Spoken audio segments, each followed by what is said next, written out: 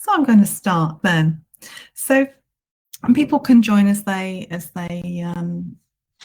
come in, and I know that some people will be watching the replay as well. So welcome to this evening's event, webinar. We're going to be looking at how to spot red flags on speed dating. And it's going to be, I'm going to go through a bit of a presentation for the first few minutes. And I've got some stuff to cover, which I'll go through in a moment. And then we'll open up to any questions that people might have after that. I can answer any questions that you might have to do with dating, red flags, relationships, and anything within that realm. You can ask me. Okay, so welcome to this webinar, How to Spot Red Flags on Speed Dating. I'm really happy that you're here. Thank you for joining the webinar today. My name is Becca Teers, and I'm a hypnotherapist and a coach and a therapist. And I work quite a lot with relationships. I'm quite passionate about helping people to create healthy relationships with partners, and with all people, but I mainly work in the sort of the romantic area. I'll tell you a little bit in a minute about why I work in this field and why I feel passionate about helping people with healthy relationships. But welcome. I know that your time is precious, so I really appreciate your time spent with me today on this webinar, and I'm going to try and give you as much value as possible in the time that we have together. And hopefully there'll be some things that you'll take away that will help you on your dating or relationship journey. So thanks for being here with me. So what we're going to cover today are what are red flags? Why do they matter? We're going to look at understanding the unique challenges of speed dating, but also the sort of benefits of it too. We're going to look at how to spot red flags in speed dating, and also the role of your intuition and observation, and the role of that when you're getting to know people during dating. And we're going to look at key red flags to watch for in a short conversation. Speed dating generally tends to be between sort of 5 and 7 minutes, something like that. So it's quite a short time to really get to know somebody. So we're going to look at some key red flags to watch for in a short conversation. We're going to look at how to balance red flags with green flags, and sort of looking at positive signs of compatibility to notice in a potential partner when you're dating. We're going to look at handling red flags in real time, how to deal with it if you spot a red flag, if you come across something that makes you feel uncomfortable on a date or a speed date. And we're going to look at strategies to politely end conversations if that's something that needs to be done, to keep your well-being, and if you are sort of noticing red flags, we're going to look at ways to be able to end conversations, and also questions to clarify behaviours without confrontation, because when you're getting to know somebody, asking some questions, asking sort of clarifying questions if you're not sure about something is a good way to go, rather than jumping to conclusions about somebody.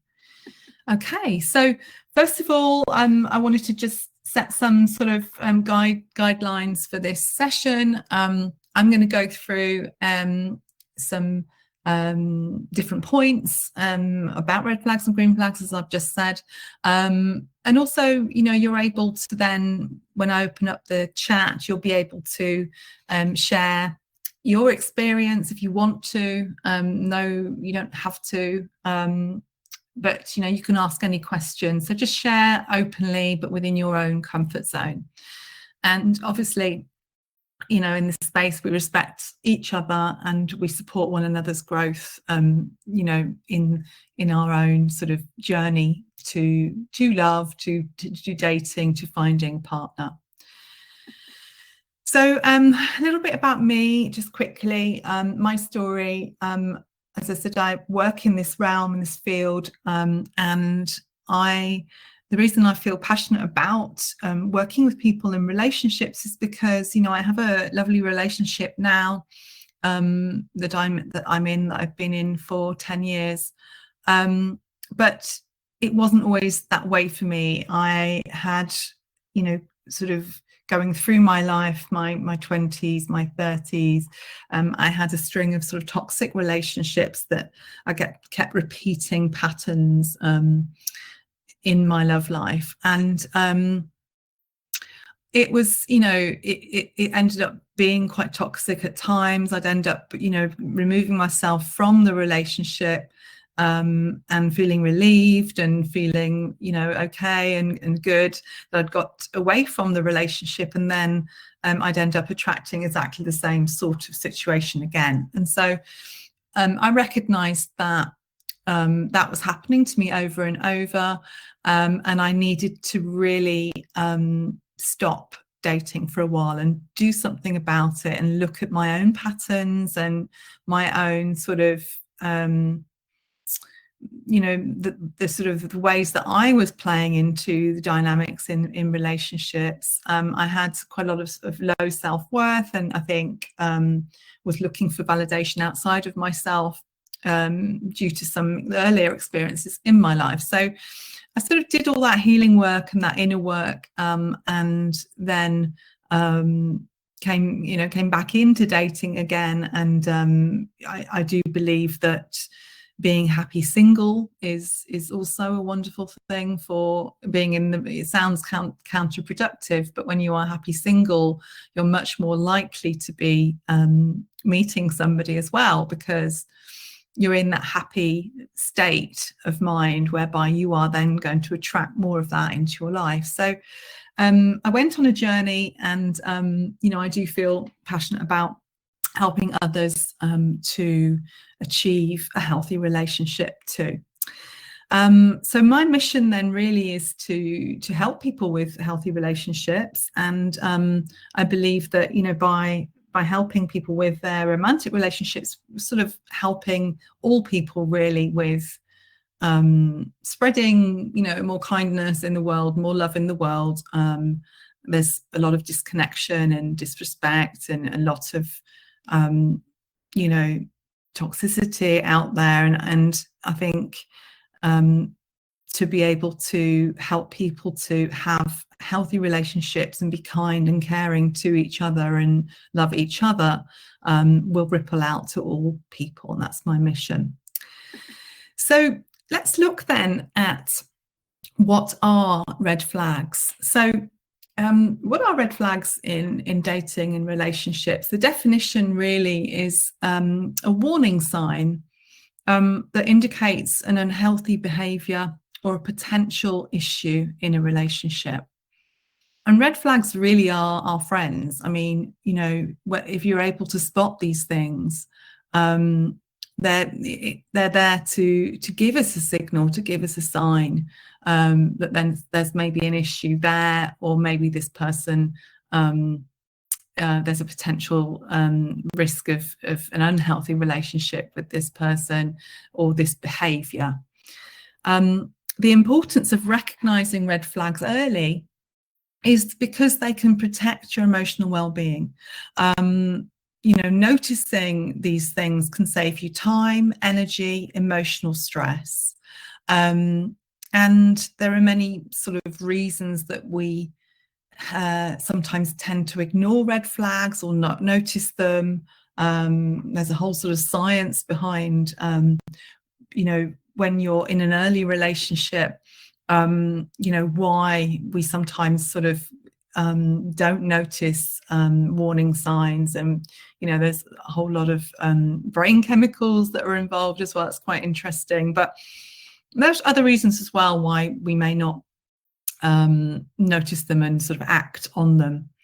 But I do believe that noticing red flags is a skill, and it's something that can be learned, and when you do, you can deal with it. You can either sort of talk about it and understand, and that person there might be some sort of misunderstanding there, and then when you talk about, when you address something straight away, then it's likely to be resolved one way or the other. Either they're not going to be for you, or you can address the behavior and the behavior might change. So I do think that red flags enable us to fast track to healthy relationships. So just for a bit of self-reflection as we're going through, if you think about, as we're going through the different red flags, if you think about one that maybe you've encountered in the past when you've been dating or in a relationship, and just think about how you reacted. Did you push it aside? Did you have a gut feeling about something? Did you ignore it, hope it would get better? Just think about, a red flag that you've maybe noticed in the past. And I'm going to go through some of them in a moment with regards to dating and speed dating. But let's first of all look at the unique challenges of speed dating with regards to really getting to know somebody and spotting red flags. So the first one is that you've got limited time to assess and to really get to know somebody. You'll only have 5 or so minutes to talk to each person, making it hard to gauge deeper qualities or patterns of behaviour, to really sort of get a sense of somebody. And first impressions might also dominate, as well. And also if you're in a sort of traditional speed dating event where you're sort of talking to somebody for 5 minutes, then you're moving on, there's not a lot of time. And so you might sort of go on those first impressions and not see red flags. Another challenge of speed dating is that people are on their best behaviour. I mean, this is true of general dating as well. People are on their best behaviour. People want to present an idealised version, the best version of themselves when they're hoping to meet somebody. So, red flags may not surface because people are cautious, they're selective about what they share. So that's another unique challenge that becomes more apparent with speed dating because you have less time with them. However, that can also be the fact that you have a short time with somebody, I think with speed dating is, it can be a good thing, because it can be, it's a good way to meet people, speed dating. I believe, I've done speed dating.